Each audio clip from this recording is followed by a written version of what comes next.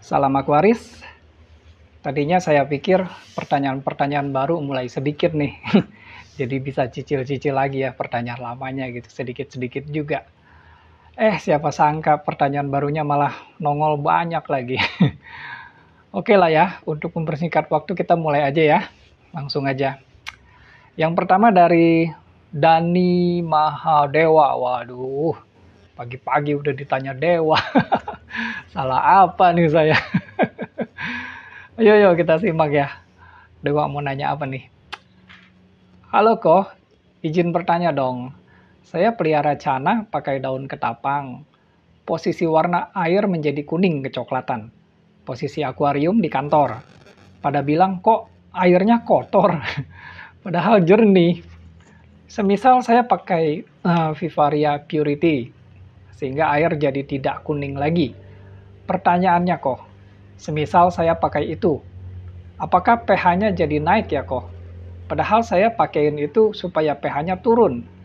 Kalau jadi jernih, pH-nya naik, mending saya tidak pakai. Apakah ada cara lain kok agar pH rendah namun warna tetap bening bersih? Aduh, ada nyamuk. Ya oke, Dewa. Ya orang awam sih nggak ngerti lah yang namanya prinsip black water ya. Asal lihat warnanya bukan putih gitu, bukan air itu dia taunya putih aja gitu. Langsung dia bilang keruh gitu, padahal bening, nggak butek gitu ya. Tapi ya begitulah. Anyway, memang bagusnya pakai Purity atau Purigen ya. Ini nggak alter pH kok ya. Soalnya saat waktu melakukan serapan itu bukan menyerap asam humiknya yang dilepaskan dalam peristiwa tanin itu ya. Kalau asam humik kan udah keburu nyatu gitu dengan air ya. Dan ini udah tingkatnya tuh molekuler gitu ya. Molekuler ion. Jadi nggak bisa diserap oleh mereka gitu.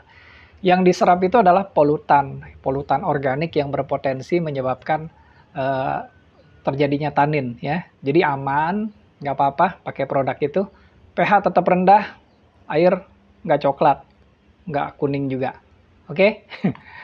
Oke ya, mari kita lanjut lagi ya ke pertanyaan berikutnya dari Hari Kurniawan.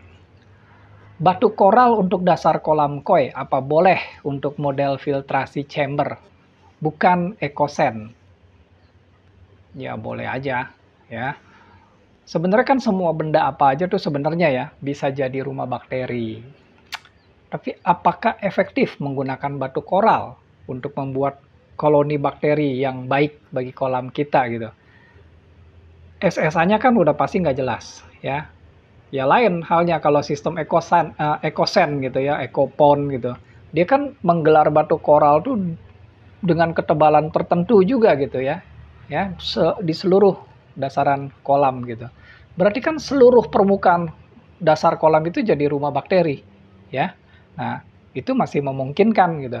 Namun kalau di chamber nggak akan efektif ya. Kan udah main ikan koi gitu. Jadi jangan terlalu berspekulasi dengan media filtrasi gitu. Carinya kalau bisa yang arahnya yang lebih bagus kualitasnya. Jadi jangan coba ke arah yang masih antah berantah gitu. Sayang nanti crash kolamnya ya. Saya bilang nggak worth it ya. Oke. Oke, kita lanjut lagi, kita ke Raditya Mahesa.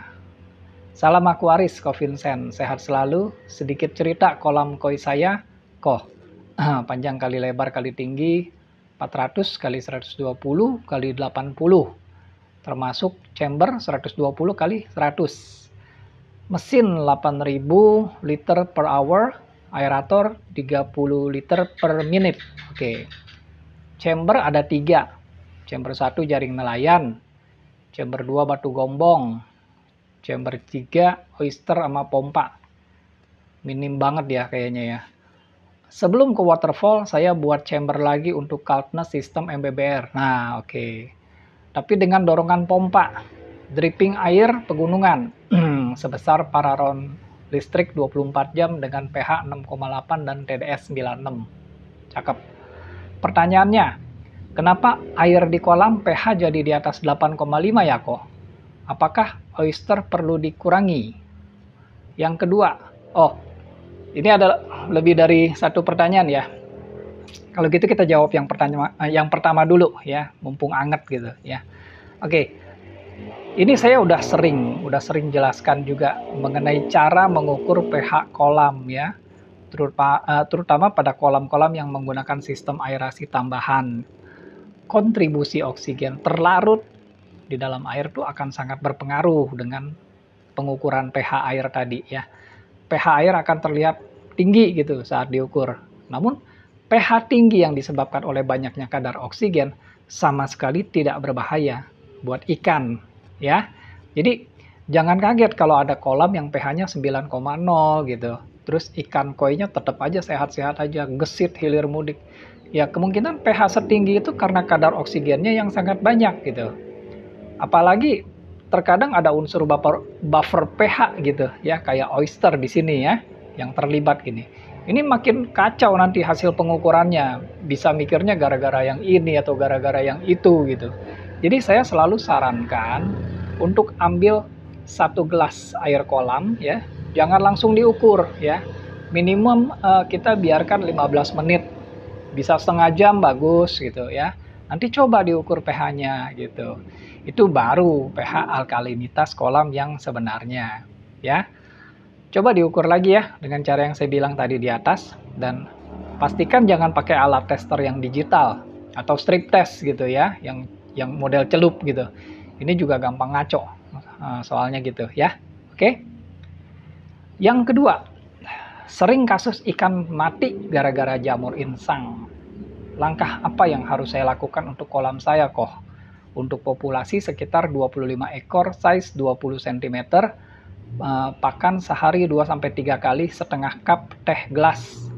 Terima kasih sebelumnya kok. Terima kasih kok, sehat selalu. Biasanya sih karena nggak balance antara kapasitas kolam dengan kapasitas filter yang dibuat gitu ya. Terus overpopulation gitu ya. Ya kita hitung aja ya buat pembuktian gitu. Tadi kan kolamnya berapa nih? Ntar saya ambil. Ya oke, kalkulator dulu. Tadi kolamnya 400 kali 120 kali 80. Oke, ini kalau di kalkulator ya. Jadinya 3,8 ton ya, 3,8 ton. Oke, minimum kapasitas filtrasi kan harusnya 30% ya. Jadi berapa tuh? 1,1 ton ya. Oke. Terus kapasitas filter yang sekarang berapa? Coba saya lihat dulu. 120, 180 ya. Oke. Jadinya 960. Kan? Ini kan udah kurang nih. Kurangnya sekitar 150-an liter lah. 150-an liter itu kan lumayan banyak kalau buat rumah bakteri, ya kan? Buat media bio 150 liter. Waduh, lumayan banyak itu. Nah, terus kita cek lagi overpopulasi apa enggak ya. Oke, kan panjang kolam kali lebar kolam gitu, terus dibagi sama ukuran rata-rata ikan, terus dibagi lagi 150 ya. Formulanya ya, jangan lupa ya. Oke ya. Oke. Panjangnya tadi 400 kali 120 itu 48.000 ya. Ikannya tadi berapa? 20 sentian. Oke, ikannya dibagi. Jadi 48.000 dibagi 20 ya. Oke. 2.400. Oke. Dibagi lagi 150 dong. Hasilnya 16. Bulat 16. Jadi harusnya ikannya cuma boleh diisi 16 ekor. Ini tadi diisi 25 kan ya. Banyak kan gitu. Maka kualitas airnya tuh gampang anjlok dengan kondisi yang kayak gini ya. Jadi nggak heran gitu kolamnya kurang sehat soalnya ya. Jadi udah dikasih tahu nih faktor penyebabnya apa. Ya, tinggal pilih deh keputusannya nanti apa ya. Yang mau dilakukan apa? Mengurangi kepadatan kolam kah gitu? Atau mau diparalel kah sistem filtrasinya dengan filter yang lain gitu? Ya, oke. Oke, kita lanjut lagi, kita ke Andi AP. Om, cara bikin bakteri starter aquascape gimana? Oh, cara paling gampang tuh sebenarnya ya, kalau kita mau kultur bakteri nitrifikasi itu, kita kumpulin kotoran yang ada di filter, dikumpulin ya, dimasukin ke wadahnya yang non logam, nggak boleh logam ya, plastik boleh gitu ya, ember misalnya gitu. Terus kita masukin pupuk area, ya, pupuk area 1 sendok makan. Terus kasih air kolam atau air akuarium 1 liter ya. Ini kita bikin yang 1 liter gitu. Terus kasih molase, jangan lupa. Molase 1 sendok teh lah ya. Nah, kalau udah 1 liter itu kan udah jadi nih. Nah, kita cek dulu nih kadar amonia sama nitritnya gitu ya. Oh, segini gitu. Oke, simpen di tempat yang suhunya antara 25 sampai 30 derajat Celcius lah ya. 1 minggu kemudian cek lagi amonia dan nitritnya. Harusnya berkurang karena kan udah mulai dimakanin sama si bakteri. Cuman seberapa banyak berkurangnya gitu. Kalau masih ada, oh berarti kan belum habis nih amonianya. Kita tambahin lagi satu sendok pupuk urea ya tadi ya, 1 sendok pupuk urea dan 1 sendok teh molase gitu. Kita biarin ini lagi gitu. Pengecekan berikutnya nanti harus tunggu sampai amonia sama nitritnya udah nggak ada. Nah, kalau udah nggak ada, itu udah boleh dipakai bakteri starternya buat kita sendiri ya, ke kolam atau akuarium. Ya, selamat mencoba, semoga berhasil. Oke, lanjut lagi ya. Kita ke Ija Kitchen. Terima kasih banyak Pak ilmunya, sangat bermanfaat. Saya memakai talang filter tingkat. Talang output saya isi dengan statis biofoam, kemudian di bawahnya saya isi coldness. Bagaimana menurut sampean, Pak? Ya nggak apa-apa. Nggak apa-apa bikin begitu. Ini berarti mau bikin MBBR di bawah gitu, tapi bukan pakai aerator gitu ya, dengan memanfaatkan output dari talang di atasnya gitu ya. Cuma kan apakah air di talang yang di bawah itu cukup penuh, jadi coldness-nya bisa bebas bergerak gitu. Kalau airnya cuman sistemnya kayak membasahi aja si coldness numpang lewat gitu atau langsung keluar lagi ke output talang yang di bawah gitu ya. Kalau cuma numpang lewat ya ini belum jadi MBBR ya, jadi media statis juga gitu, atas statis bawah statis gitu. Jadi tinggal Ija nih sebenarnya mau bikin metodenya apa gitu ya, gitu aja. Kalau mau statis ya boleh begitu, kalau mau dinamis ya bagusnya airnya di bawah dibikin penuh biar si coldness-nya nanti bisa main gitu ya. Nah, ini minim informasi juga soalnya. Jadi saya nggak bisa banyak berkomentar ya.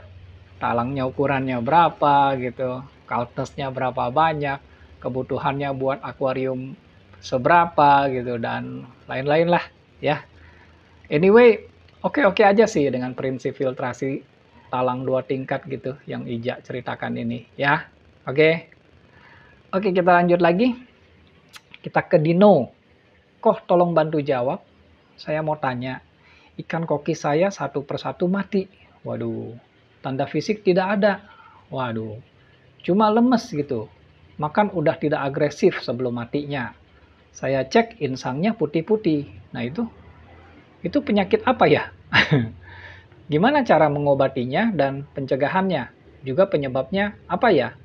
Terima kasih banyak. Semoga Tuhan memberkati Koh sekeluarga. Saya fans sama channel ini karena yang dulunya tidak tahu jadi tahu karena ilmu yang dibagi sama Koh Vincent. Ya oke. Dino ya.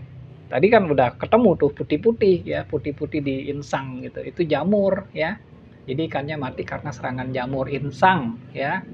Jamur insang itu kalau nggak buruan diobatin jadi busuk insang gitu, gill root gitu ya. Nah, jamur tuh biasanya terjadi karena kualitas airnya kan memburuk nih ya. Lalu begitu pas ganti air, gantinya nggak banyak gitu. Paling 30% misalnya gitu, 40% gitu. Jadi kualitasnya belum bisa kembali ke kualitas bagus itu sebenarnya ya. Sementara kan ini ikan koki gitu ya, itu ikan koki itu sebenarnya mirip kayak ikan koi gitu. Makannya nggak rapi ya, suka banyak remahan halus ya. Nah lalu pupnya kan juga size-nya besar, padat. Nah ini sebenarnya kandungan organik semua tuh ya. Pup ketemu remahan sisa makanan jadi satu dan mengalami pembusukan gitu. Jadi di akuariumnya senantiasa terjadi pembusukan gitu, terus-terusan gitu. Nah, kalau pembusukan itu kan pastinya memancing bakteri anaerob sama jamur yang kelas bawah gitu. Nah, suatu ketika ada ikan yang kena nih serangan jamur gitu, ya mungkin Dino sempat sadar pernah gitu ngelihat ada yang aneh nih sama ikannya gitu. Tapi mungkin ragu dan nggak diobatin gitu karena mungkin belum ngerti juga cara pengobatannya. Nah, padahal itu jamur cepet banget menularnya ya. Akhirnya menular dalam skala besar, ikannya mati satu-satu gitu. Ya karena telat diobati gitu. Kalau ikan udah sering mati satu persatu dan dikarenakan jamur, ini semua ya, semua isi sama peralatan yang ada di akuarium itu udah tercemar gitu ya. Jadi nggak ada cara lain, harus disterilisasi. Kita harus bom PK gitu. Mulai lagi dari awal ya. Ini akuarium kan ya. Akuarium tuh bom PK dosisnya nggak boleh banyak-banyak ya, 1 mg per 1 liter deh ya, 1 mg per 1 liter gitu PK-nya ya. Jadi nggak boleh pekat-pekat gitu. Biarinin aja running 1 harian gitu. Besok ganti air 70% ya. Nah, 3 hari lagi ganti lagi 50%. Nah, habis itu udah aman. Bisa masukin lagi bakteri starternya di chamber biomedia ya. Jangan lupa kasih M4 juga di akuarium ya. Nah, ini untuk awal pemakaian kasih lumayan banyak lah, 1 sendok teh buat 50 liter air akuarium ya. Itu buat 2 minggu pertama gitu. Minggu-minggu berikutnya pakai M4 yang udah diencerin aja karena udah aman harusnya ya. Saya doakan ya agar semuanya kembali lancar. Oke. Oke, kita lanjutkan lagi, kita ke Pangeran Kodok. Semoga sehat selalu kok. Banyak ilmu yang saya dapat karena channel ini, tapi saya masih belum bisa mengatasi masalah saya sendiri. Mau tanya kok, kolam baru, jalan 2 minggu. Kolam koi saya digali kedalaman 90 cm. Panjang 3 meter, lebar 1,5 meter. Aduh, ini calon hitung-hitungan lagi nih. Dalam ruangan tanpa sinar matahari, hanya lampu biasa. Chambernya ada 4 ya, 50 kali 30. 2 mekanis, yaitu jackmet dan jaring nelayan. 1 biologis, yaitu biobol dan batu apung. Ini minim juga nih, sama nih. Terus 1 free, hanya mesin sama lampu UV 20 watt. Nah, yang jadi pertanyaan saya, 1, ikan saya isi 30. Rata-rata 25 sampai 40 cm. Oke. Chamber biologis sudah di starter nitrosomonas, nitrobacter, dan sudah di aerator. Tapi kok airnya bau amis ya? Padahal jernih sekali. Ya tadi sih waktu pas baca informasinya ya, feeling saya memang ya, tadi juga overpopulated gitu, nggak imbang juga nih supportingnya gitu. Kalau hitung-hitungan 30% ya, kita hitung-hitung deh ya, hitung lagi nih biar gampang. Kan harusnya 30% volume kolam gitu. Kolamnya tuh tadi 300, 150, 90 ya. 4050, 4 ton ya, 4 ton. 30% dari 4 ton ya, 1,2 ton. Oke. Nah, ini coba sekarang filtrasinya berapa? Tadi filtrasinya 50, 30, 90 ya. 135. Oh, ada 4. Ada 4. 4 kali 135, 540. Waduh. Jauh. Nggak ada setengahnya. Kebutuhannya 1200-an. Cuma dibikinin 540. Nggak bisa. Nggak menunjang gitu. Ya. Itu yang pertama gitu ya. Lalu yang kedua, tadi kan kita curiga overpopulasi ya. Ya, kita hitung ya, oke ya, ikannya ya. Nah, ini kan ikannya tadi antara 25 sampai 40 ya, 25 sampai 40. Jadi berapa tuh? 25, 30, 35, 40. Berarti kan antara 25 sampai 30. Bener nggak? 25, 30, 35, 40. 30, 35, 32 ya. 32 tengah-tengahnya gitu. Sekarang kita hitung nih. Jumlah ikan koi yang seharusnya dengan kolam segitu. Berarti kan panjang kolam kali lebar kolam bagi ukuran rata-rata ikan dibagi lagi 150 ya. Rumusnya gitu. Coba. Tadi berapa? 3 meter. 150 itu 45.000 ya, 45.000. Bagi rata-ratanya berapa tadi, size-nya 32 ya. Jadi 1406. Dibagi lagi 150. Dapatnya 9,3. Jadi harusnya jumlahnya cuma boleh 9 atau 10 ekor. Ini diisi 30. Jadi dari dua ini udah jelas ya, dua-duanya tidak mengimbangi gitu. Apalagi kan tadi biomedianya cuman biobol sama batu apung ya. SSA-nya boleh dibilang nih SSA yang rendah gitu ya. Cuman satu chamber lagi ya. Maka menurut saya nggak heran kalau ikannya stres, karena parameter air pastinya nggak bagus ya di kolam ini gitu. Ikannya stres terus jadi memicu produksi lendir yang berlebihan gitu. Lendir yang berlebihan akan menjadi bau amis gitu ya, pendapat saya ya. 2. Solusi untuk kebutuhan sinar mataharinya kok atau dampak kolam ke ikan. Ini gimana? Tadi katanya kolamnya dalam ruangan tanpa sinar matahari gitu. Kok nanyanya solusi untuk kebutuhan sinar matahari? Ya nggak ada dong. Orang nggak ada sinar matahari yang bisa masuk ya. Jadi terpaksa harus pakai lampu gitu. Ya mesti dijebol kalau pengen ada sinar matahari, bikin jendela gitu. Solusinya seperti itu gitu. Kalau tanya konsekuensinya gitu ya, kolamnya kurang sehat kalau kurang sinar matahari, kan jadi lembab gitu ya. Ya ikan juga nanti warnanya kurang cerah gitu, nggak bisa sebagus kayak kolam outdoor ya. Jadi kemungkinan ikannya juga gampang sakit karena parameter air juga kan kurang bagus gitu ya. Oke, kita lanjut lagi ya, kita ke Hupa. Mau tanya kok, air sumur saya awal keluar jernih, setelah 2 jam berubah kuning. Kalau semakin lama didiamkan jadi berkerak. Alat apa saja yang saya siapkan buat filter yang bagus dan aman buat ikan? Terima kasih. Ya, Hupa.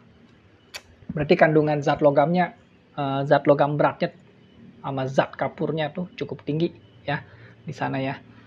Zat logam tuh yang cukup bahaya buat ikan tuh besi sama mangan gitu ya. Jadi zat logam ini cukup tinggi sebenarnya. Dan zat logam yang udah cukup tinggi aja sebenarnya udah bisa bikin berkerak gitu ya. Tapi ya menurut saya sekalian aja kita persiapkan untuk kandungan yang zat kapurnya ya. Jadi yang paling ekonomis kalau menurut saya nih, kalau saya sih bikin di Serpong begitu. Jadi kita bikin filter pasir atau sand filter. Saya bikinnya 2 chamber ya. Jadi skema sederhananya kira-kira begini nih. Misalkan kalau ini sumber air ya, berarti kan kita kasih pompa, kasih pipa ke chamber yang isi pasir ini. Nah, melalui pipa yang berlubang-lubang.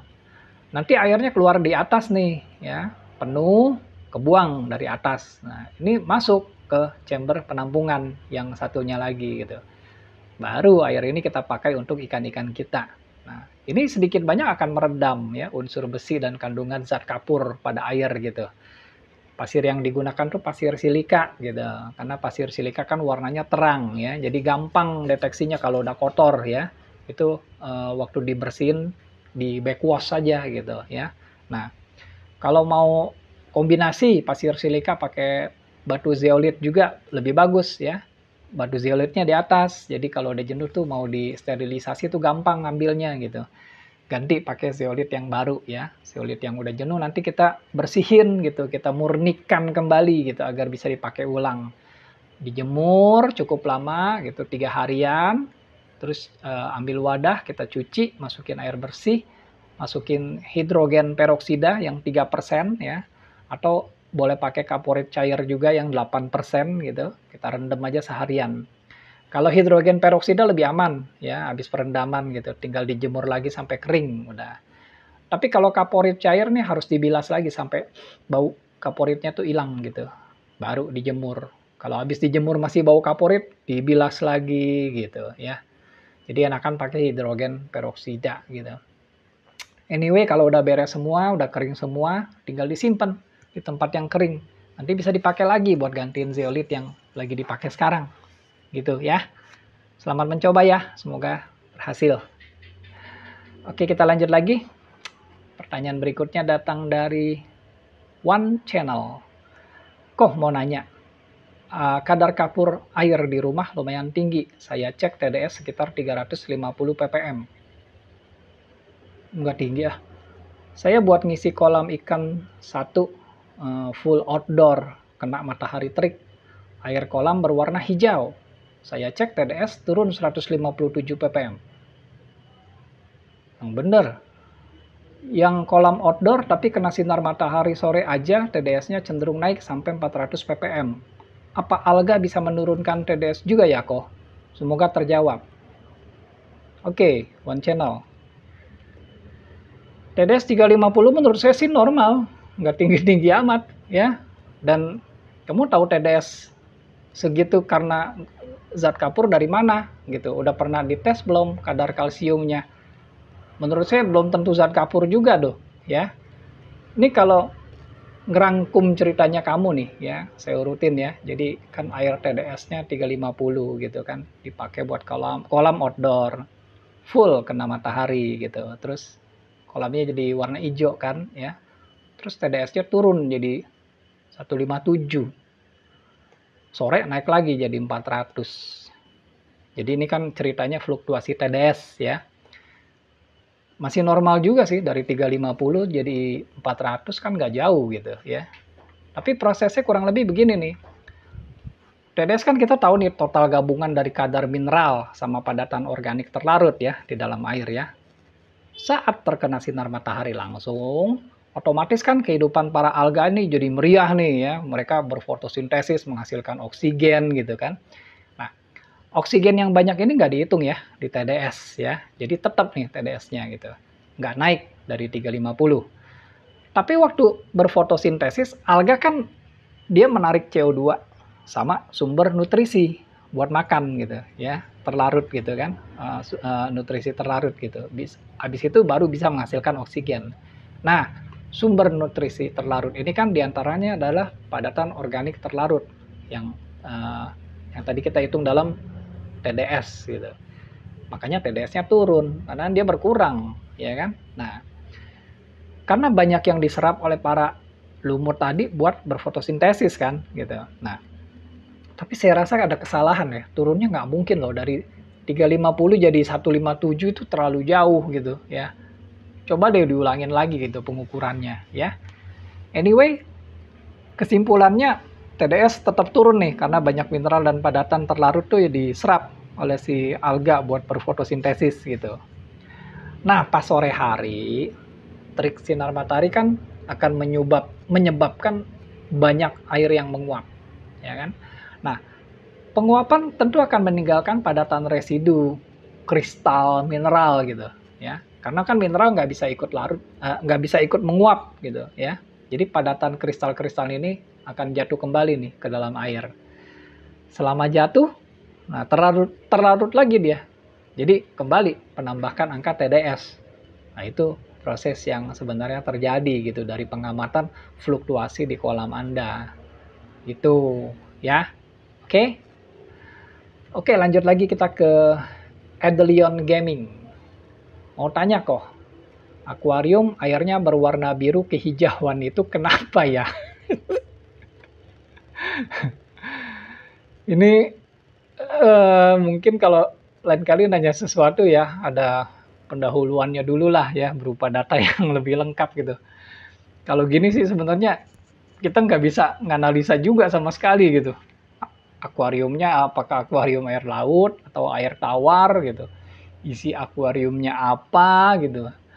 Dan lain-lain lah pokoknya buat bahan saya menganalisa gitu. Kalau begini kan saya paling cuma bisa jawab global. Nggak bisa spesifik ke kasus yang sedang terjadi gitu. Jadi warna air hijau kebiruan itu mungkin biasanya disebabkan oleh pesatnya pertumbuhan alga yang jenisnya cyanobactery gitu. Karena cyanobactery itu punya kedua jenis pigmen yang bersamaan ya. Sebenarnya ada 4 sih gitu warna pigmennya pada si cyanobacteria. Yang pertama tuh klorofil A ya. Ini jelas warnanya hijau, paling dominan. Ada lagi yang pigmen lain itu phycobilin ya. Nah, ini warna biru dan merah. tapi lebih dominan yang biru daripada yang merahnya gitu ya. Dan yang terakhir itu karyofil. Nah, kalau ini oranye gitu. Tapi kalau lihat dari dominannya, paling dominan tuh warna hijau, biru gitu. Merah sama orange mah resesif gitu. Jadi jarang banget kelihatan pada alga cyanobacteria gitu. Itu dugaan saya yang pertama, karena perkembangan cyanobacteria ini gitu. Lalu dugaan yang kedua ya filternya mulai pelan, kesumbat. Kesumbat sebagian besar oleh lumut juga yang tumbuh di media filtrasi gitu ya. Lalu kalau dugaan ketiga, kalau di akuariumnya ada banyak tanaman akuatik, ya ada kemungkinan tanaman akuatik ini juga melepaskan nutrien tertentu yang menyebabkan air jadi berwarna kehijauan. Atau dari pemberian pupuk cair gitu. Jadi cuma bisa duga-duga ya. Nggak punya bahan juga buat menganalisa. Oke, lanjut lagi ke Abai Channel. Salam Aquarius Koh. Terima kasih atas ilmunya, terima kasih juga karena sudah menjawab pertanyaan saya. Izin bertanya lagi Koh. Kali ini perihal pakan pelet yang ingin saya tanyakan Koh. Bahan buat perekat dalam pembuatan pelet yang bagus apa ya? Kemudian agar pakan awet tidak mudah berjamur, pakai bahan apa ya? Thanks atas jawabannya, semoga sehat dan sukses selalu ya Koh. Ya Abai, makasih ya. Perekat buat pelet, biasanya sih campuran tepung tapioka kan ya, minyak ikan, telur, itu aja gitu. Cuma zaman sekarang orang ada tuh yang namanya progol. Progol ini buat ngegantiin itu semua karena dia lebih cepat, lebih lengket gitu ya. Nah, tapi kalau misalnya masalahnya jamur, ya jamur sebenarnya sih faktor utamanya tempat penyimpanan. Tempat penyimpanannya kalau kering nggak masalah gitu ya. Nah, tapi kalau mau lebih efektif lagi, waktu diracik sekaligus gitu ya di dalam adonan bisa pakai minyak bunga matahari ya. Ini ada asam lemaknya, asam lemak alami, jadi bisa sebagai pengawet alami ya. Dia punya antimikroba dan anti jamur masalahnya gitu. Bisa juga pakai bawang putih kan ya. Bawang putih kan juga udah anti jamur gitu nantinya ya. Oke. Selamat membuat pelet. Semoga lancar. Oke, lanjut lagi kita ke Nuno to Obey. Salam Aquarius Ko, izin bertanya Ko. Maaf kalau agak panjang, saya sampaikan dulu situasi dan datanya ya Ko. Akuarium 200 kali 50 kali 50, diisi air sampai 40 cm, isi ikan sekitar 35 ekor dengan size 6 sampai 8 cm. Ini bakal hitung-hitungan nih kayaknya. Filtrasi talang kaca ukuran 100 kali 20 kali 15, isinya mekanis sistem wet and dry, busa putih, foam, busa hitam, dan filter back cotton, kapas. Biologis, chamber ke-1, karang jahe, neomedia, filter yang hard. Chamber kedua, full mayen rugby. Chamber 3, full keramik ring. Oke nih, bagus ya. Saya tidak menggunakan media kimia, hehehe. Water change selalu seminggu 2 kali. Tiap hari Jumat ikan puasa. Bagus. Skin A. Sumber air adalah air PDAM. Kualitas standar PDAM. Ada kaporit. Tapi saya tampung dan aerasi dulu di kolam terpal. Jadi mungkin aman. Skin B. Sumber air adalah air tanah. Sibel. Kualitas sangat bagus, jernih dan tidak berbau, dan menurut yang punya rumah bisa dikonsumsi, tapi tidak saya lakukan. Skin C, sumber air adalah air tanah, Sibel juga, tapi kualitas di bawah skin B, menurut saya. Airnya jernih tapi lama-lama seperti berkabut. Oh iya, udah pasti dong, skin B lebih bagus ya. Saya keeping secret Afrika kok. Udah pernah ngerasain 3 sumber air. Air sumur, air PDAM, air Sibel. Dari semua sumber air tersebut yang paling bagus adalah skin B menurut saya. Sekarang saya berada di posisi skin C. Baru 1 bulan. Yang ingin saya tanyakan, pada saat ikan di skin A, ikan suka loncat dan kebanyakan pada malam hari. Tapi di kaca akuarium tidak ada kerak pada batas air. Sedangkan sekarang di skin C, belum 1 minggu saya pakai airnya, udah ada kerak di batas air akuarium. Tapi ikan nggak pernah loncat lagi. Kemudian, saya pasang filter air yang isinya hanya karbon aktif. di keran sumber airnya. Di kerannya doang ya. Oke.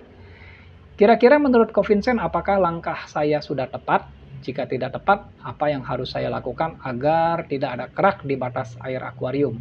Dan kenapa ketika saya menggunakan air dari skin B dan C, selalu ada kayak butiran-butiran kecil warna putih yang berterbangan di air akuarium kok? Kira-kira itu apa? Apa penyebabnya? Dan bagaimana cara menghilangkannya kok? Sekali lagi maaf kok kalau terlalu panjang dan sedikit curhat.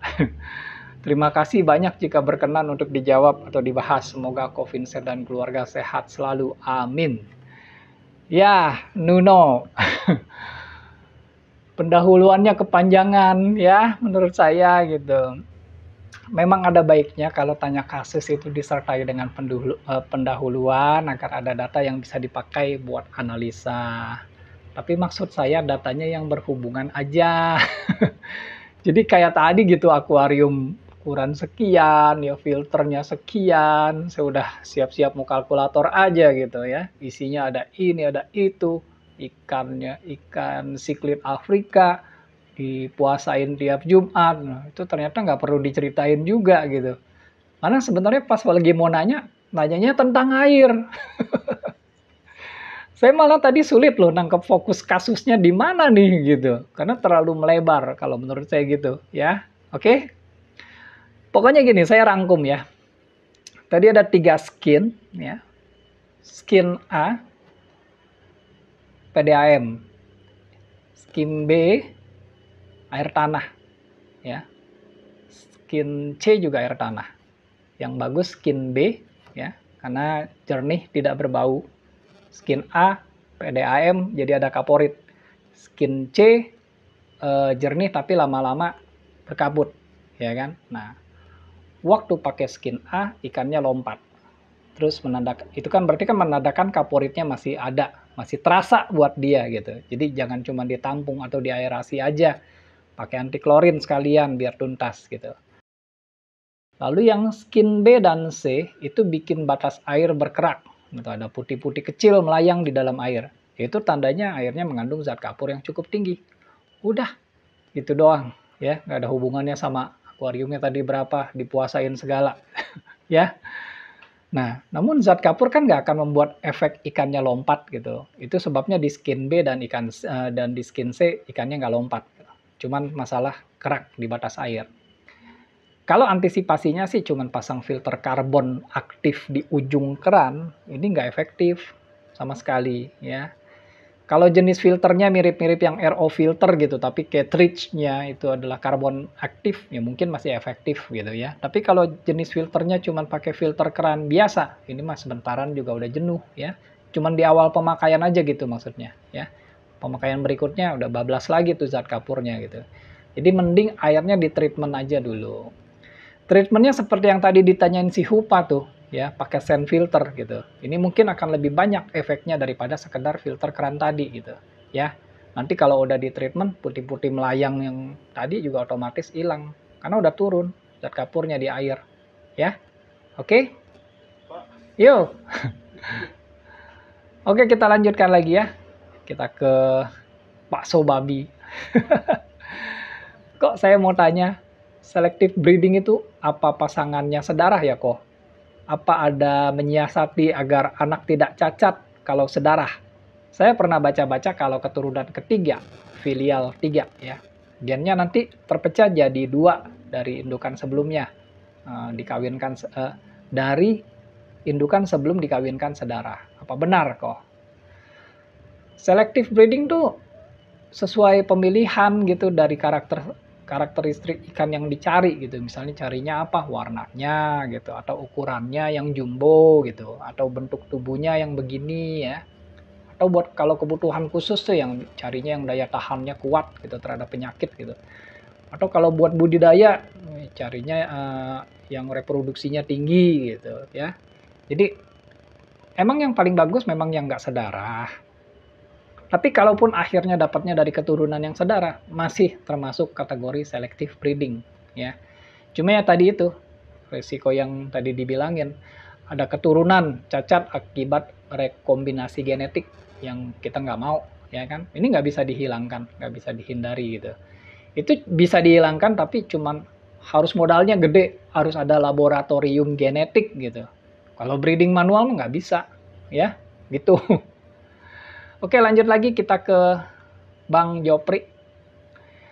Ilmu semakin nambah dari Prof nih. Satu lagi pertanyaan Prof. Boleh ya? Lah, masa nggak boleh nanya?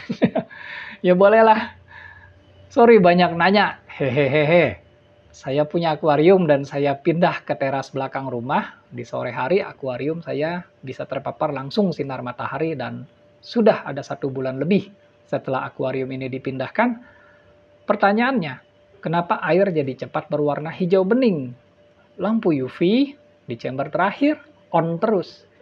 Bagaimana mengatasinya, Prof? Trims atas jawabannya dan kesabarannya untuk menjawab pertanyaan saya ini. Semoga channelnya makin maju dan AdSense-nya makin banyak. Amin. Ya, amin.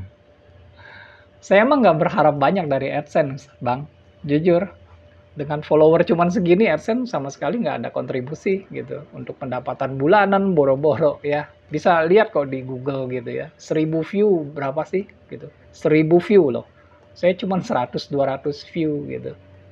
Dari 8 ribuan follower yang nonton, kalau cuma 100-an view, 200 view, cuma 2%-nya. 10% aja enggak gitu. Ya kan? Jadi nggak ada apa-apa ya. Dan tujuan saya buka channel ini sama sekali bukan AdSense gitu. Oke lah, udah nggak usah ngelantur ya. Kita fokus aja ke pertanyaannya. Tadi kan tentang air hijau bening setelah kena paparan sinar matahari langsung walaupun udah pakai UV gitu. Pertama mesti diingat dulu ya, penggunaan lampu UV itu cuma meminimalisir pertumbuhan alga hijau. Jadi logikanya kalau nggak pakai lampu UV, ya jumlah alga yang hidup di akuarium tersebut tentunya berkali-kali lipat lebih banyak ya. Mungkin di permukaan air juga akan berpotensi terjadi onggokan lumpur cyanobacteria yang kental gitu ya. Air akuarium tuh mungkin dari jarak 1 atau 2 meter aja udah kecium bau lumut gitu, nggak enak. Nah ini kan jelas ya karena paparan sinar mataharinya diizinkan gitu, bersentuhan langsung gitu. Nah, sel-sel alga yang melewati lampu UV kan jelas terpapar sama sinar UV. Tapi alga yang tumbuh di objek-objek akuarium kayak di dinding, di sudut, di kabel, di dasar gitu, kan nggak lewat ke paparan sinar UV. Ya mereka tetap punya kemampuan melepaskan spora gitu. Lumut itu punya 2 masa dalam hidupnya ya. Yang pertama tuh masa sporofit gitu. Ukurannya ini nggak kelihatan mata kalau sporofit gitu. Dan masa yang kedua tuh gametofit gitu. Nah, ini masa yang udah kelihatan sama mata. Gametofit yang di kaca-kaca nih ya, yang di dinding. Gametofit menghasilkan zigot. Nah, zigot terbawa masuk ke paparan UV. Nah, tidak akan melanjutkan kehidupannya nih kalau yang begini. Tapi kalau zigot yang masih bebas di dalam air, ya mulai dia masa sporofitnya gitu. Masa sporofit inilah yang membuat air menjadi warna hijau. Ya, namun karena jumlahnya sudah banyak yang berkurang, maka tidak menjadi hijau pekat gitu, tapi hijaunya bening ya. Kondisi air sebenarnya kalau kayak gini tuh paling sehat, karena banyak sekali tuh nutrisi makanan melimpah, plankton, zooplankton gitu. Jadi cara mengatasinya, ya Bang Jopri udah tahu gitu, dikasih sesuatu yang bisa menghalangi sinar matahari gitu. Ya bisa diakali dengan ya secara estetis lah ya, mungkin nggak perlu diblok semua gitu, paling nggak dikurangi aja paparan sinar mataharinya ya. Oke, kita lanjut lagi, kita ke Yusni Octavia. Salam Aquaris kok, sehat selalu buat Ko Vincent. Ya terima kasih Yusni, salam sehat juga ya di sana. Gini kok, saya kan selain piara ikan, saya juga hobi tanaman, terutama sayur-sayuran. Kalau boleh saya minta tips nih kok, buat kiat-kiat tanam sayuran organik. Nah, seperti pupuk, pesnap, dan lain-lain. Terima kasih. Oke, Yusni, pesnap, pestisida nabati ya. Sebenarnya lebih enak memang kalau langsung ke perkebunan organik saya yang di Ciapus gitu ya. Cuma nggak tahu itu bisa terwujud apa enggak gitu ya. Kalau mau bisa inbox saya nanti di email ya. Nanti saya share lokasinya, lalu janjian ketemu di sana gitu. Saya kasih lihat semuanya gitu yang berhubungan dengan perkebunan organik gitu ya. Anyway, organik yang saya anut ini adalah aliran keras loh ya. Jadi bukan aliran tengah-tengah gitu. Karena banyak masih di luar sana tuh yang organiknya masih tengah-tengah. Jadi organik yang sebenarnya itu adalah tentang bumi, manusia dan lingkungan ya. Tujuan mulia kita tuh mencoba mengembalikan kondisi bumi gitu. Dalam hal ini kan tanah gitu ya, ke kondisi awal yang sama sekali belum tercemar. Indonesia kan negara agraris, penduduknya sebagian besar bertani ya, bercocok tanam gitu, pakai tanah gitu. Nah, tapi sejak awal mereka pakai metodenya tuh orientasi hasil. Jadi sejak awal sudah pakai pestisida, pupuk pabrikan. Pupuk pabrikan tuh banyak kimianya gitu.